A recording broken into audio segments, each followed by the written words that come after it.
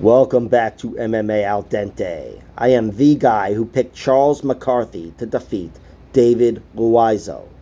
And I'm here to talk about John Castaneda versus Muin Gafurov.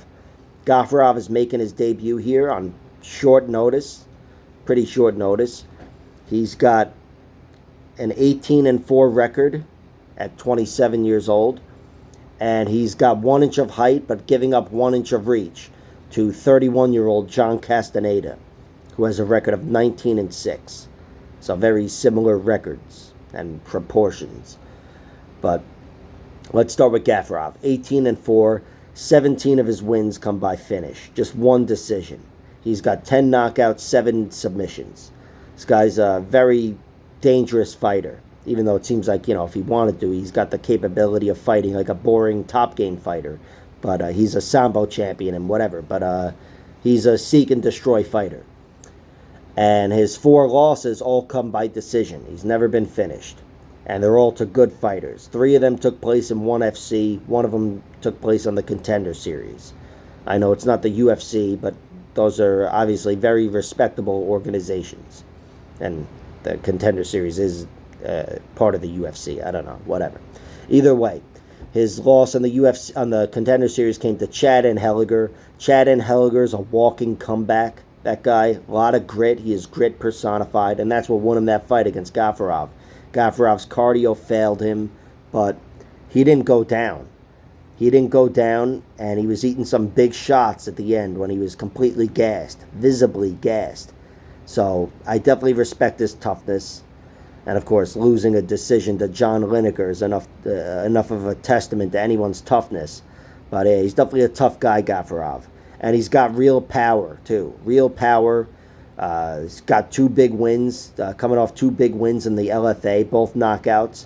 One's a big right hand in round 2 after a scramble where he was working the guy over on the ground, went to throw in hooks or whatever. There was some scramble, and then he just face planted him with a big overhand right.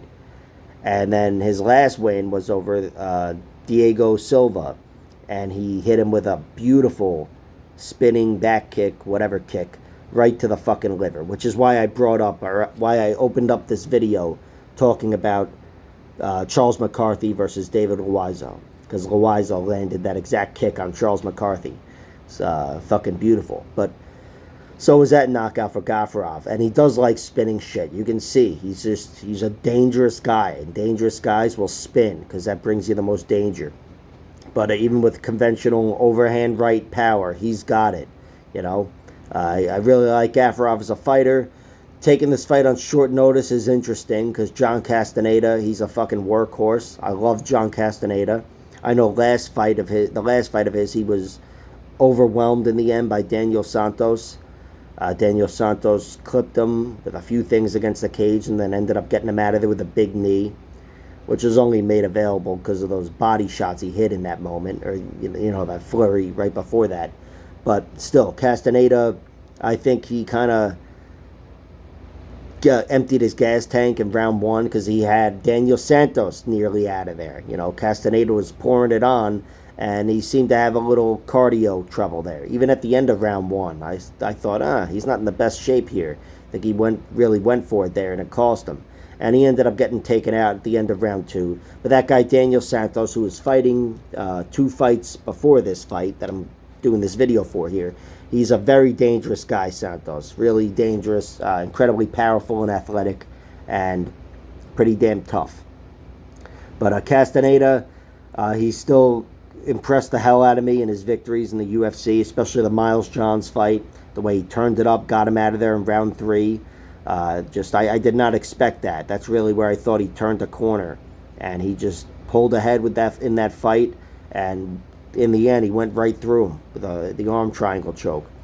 He also knocked out Eddie Wineland, but Eddie Wineland was way too old at that point for me to consider it, for me to attribute it to really anything else. But John Castaneda definitely has power, because again, he almost killed Daniel Santos. In his last 3 fights, he's hurt all 3 of them, and finished 2 of them. So I definitely have a lot of respect for his power. But even before getting to the UFC, he's shown a lot of grit, a lot of tenacity, getting deep finishes deep into the fight. Third round finish over Marcelo Rojo, which I know that's the way he loses. Marcelo Rojo, the third round finish, but Castaneda got it done. He got Gustavo Lopez out of there in round 4. This guy Federico Lopez out of there at the very end of a 3-rounder. Castaneda has cardio, and he's definitely got grit. You know, I know he didn't show it too well in his last fight, but he's shown it in the past. And I think he's a very versatile fighter, too. Like I said, he's got power, but he's also got submissions. He's got 6 submissions in his 19 wins, 8 knockouts or TKOs, and 5 decisions. Spread somewhat evenly. His 6 losses come 2 by knockout, 4 by decision. The knockouts are to Daniel Santos and this other guy, Matt Brown. Not him, the other Matt Brown. Did knock him out with a big right hand. You can say what you will about the stoppage or whatever, but it was John Castaneda having his hands up and learning a lesson. And he ended up rematching the guy and losing anyway. A tight decision, I believe. I didn't see the fight. I really wanted to, but I think it was a split decision. But nevertheless, Castaneda's only been finished twice, and you know, if he's a healthy fighter, then I really trust him moving forward, even despite being finished in his last fight, because he's just got a lot of grit and a very versatile skill set where I think he's good enough to exploit holes in, you know, really any fighter that's standing in front of him. Maybe not any fighter, but certainly at this level. He's a damn good UFC fighter, and I want to see him climb the ladder again. His he lost to Nathaniel Wood, which Nathaniel Wood's a very skilled fighter. No shame in losing to Nathaniel Wood, but that was pretty much a shutout. Nathaniel Wood was leading the dance the whole time, and Castaneda didn't have much for him. But again, there's levels to that this sport, and Nathaniel Wood was supposed to be a level above him.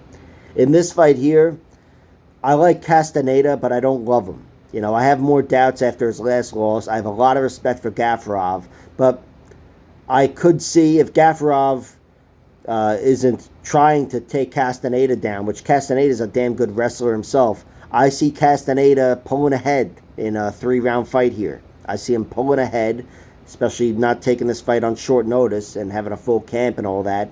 I think the old Castaneda shows up. If he does hurt Gafurov, I expect him to manage his energy a little better and try to learn from some of the mistakes he made against Daniel Santos. But I think Castaneda, with everything he's got, the versatile skill set and the power on the feet, even though he's fighting a guy that's never been finished, I trust him in this fight.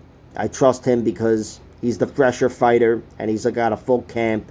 And before the Daniel Santos fight, I really, really liked what I saw from him. So Castaneda's the pick. With a gun to my head, I'd say he wins a decision because Gafurov's never been finished, and he's been in there with some harder-hitting fighters and more dangerous guys, and he's still never gone out.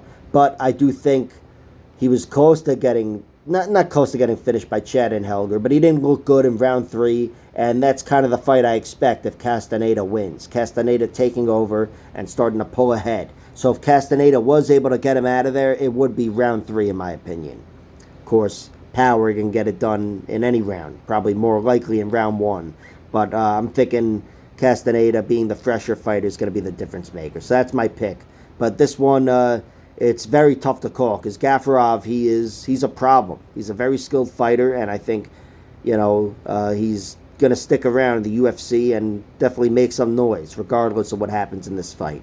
But I'm a Castaneda guy. I'm going with him. I'm not betting on this fight. I'm staying the fuck away from it. You know, I just, whatever. I'm staying the fuck away from it. Like, share, subscribe, all that horseshit. Check out my other videos.